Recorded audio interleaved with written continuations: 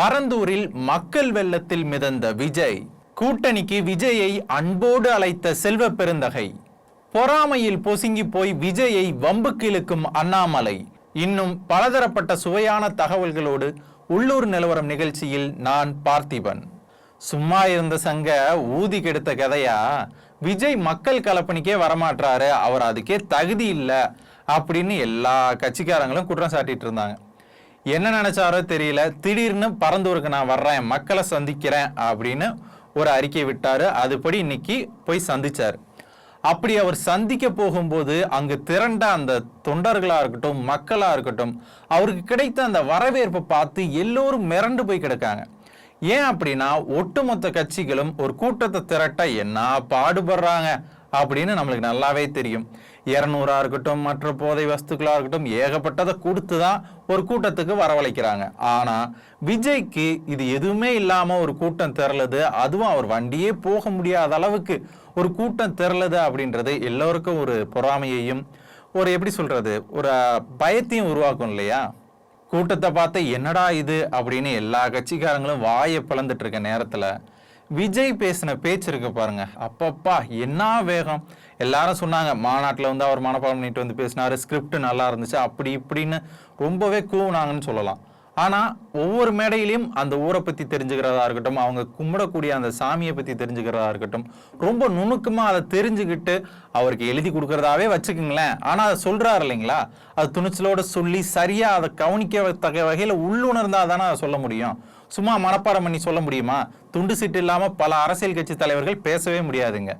அப்படிப்பட்ட இந்த நிலையில விஜய் பேசினது ரொம்பவே வரவேற்கத்தக்கதாக இருந்தது.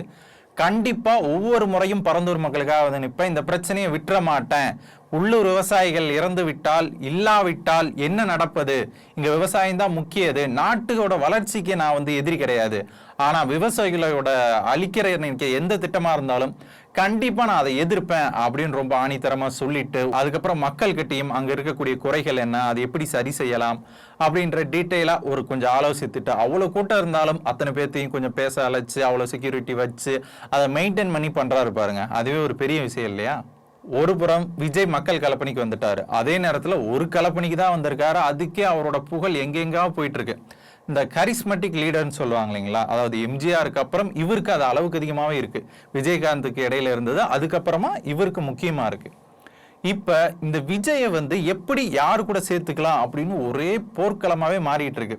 கொஞ்ச நாளைக்கு முன்னாடி தான் எங்களோட கூட்டணிக்கு விஜய் வருவார் அப்படின்ற மாதிரி செல்வராஜ் பேசியிருந்தார். அதே நேரத்துல ஓப்பனப்பா என்ன சொல்லிட்டாரு செல்வ பெருந்தகை, பாஜகவை நீங்க எதிர்க்கணும், ஒரு மதவாதத்தை எதிர்க்கணும்னு ஆசைப்பட்டீங்கன்னா கண்டிப்பா நீங்க இருக்க வேண்டிய இடம் காங்கிரஸ் தான், அதனால நீங்க காங்கிரஸோட கூட்டணிக்கு வாங்க அப்படின்னு சொல்லிட்டாரு. இப்ப இதெல்லாம் கேட்டு பார்த்து ரொம்பவே வெறுப்பாகி போன அண்ணாமலை என்ன சொல்றாரு, ஒண்ணுக்குமே உதவாத, அதாவது வலுவிழந்த கட்சிகள் தான் விஜயை கூட்டணிக்கு அழைக்கிறதா ஒரு குண்டை தூக்கி போறாரு.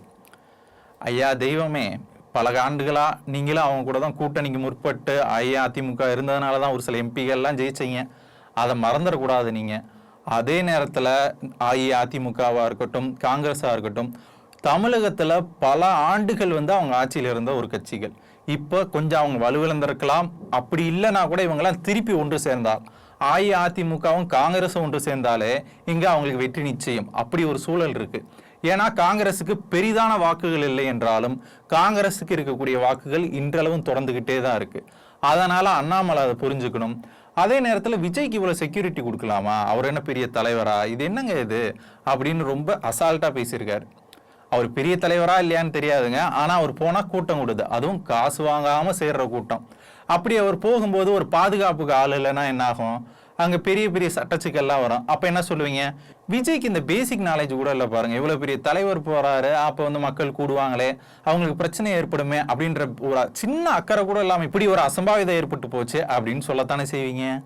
அதுக்கெல்லாம் இடம் கொடுக்காம அவர் போகிறதும், அது இல்லாம அவரோட வளர்ச்சி இன்க்ரீஸ் ஆகுறதும் அண்ணாமலைக்கு ஒரு வித புகைச்சலை உருவாக்கி இருக்கு. அந்த புகைச்சலோட விளைவு தான் அவரை பெரிய தலைவர் இல்லைன்றதும், அவர் கூட கூட்டணிக்கு அழைக்கிற எல்லா கட்சிகளையும் அவங்கெல்லாம் சும்மாங்க அப்படின்னு வாய் வார்த்தை விடுறதும். அதனால தாங்க விஜயோட வளர்ச்சி சொல்ல முடியாத அளவுக்கு நாளுக்கு நாள் வளர்ந்துட்டே இருக்கு. இது மாதிரி ஒரு 10 கலப்பணிக்கு அவர் போனாலே அவரோட புகழ் ஒட்டுமொத்த தமிழகத்துக்கு வளர்ச்சி இருந்துடும், ஒட்டுமொத்த மக்களுக்கும் அவர் மீது அளவுக்கு அதிகமான நம்பிக்கை உருவாக்கிடும். அது வருங்காலத்துல எப்படி கன்வெர்ட் ஆகுது, அவர் ஒவ்வொரு இடத்துக்கும் போனதுக்கு அப்புறம் அது எவ்வளவு தூரம் வெற்றியா ஆகுது அப்படின்றத பொறுத்து தான் அவரோட வருங்கால வளர்ச்சி இருக்கும். விஜயோட வளர்ச்சியை பத்தி நீங்க என்ன நினைக்கிறீங்க அப்படின்னு கமெண்ட் பண்ணுங்க.